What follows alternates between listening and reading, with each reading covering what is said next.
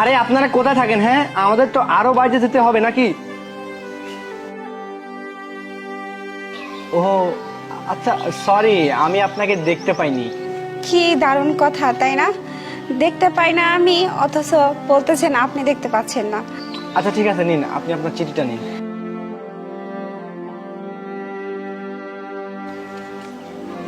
শুনুন, আমাকে এটা সাহায্য করতে পারবেন?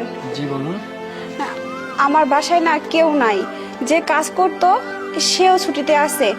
তো আপনি যদি একটু চিঠিটা আমাকে পড়ে দিয়ে যেতেন, আমার খুব ভালো হতো। আচ্ছা ঠিক আছে, দিন।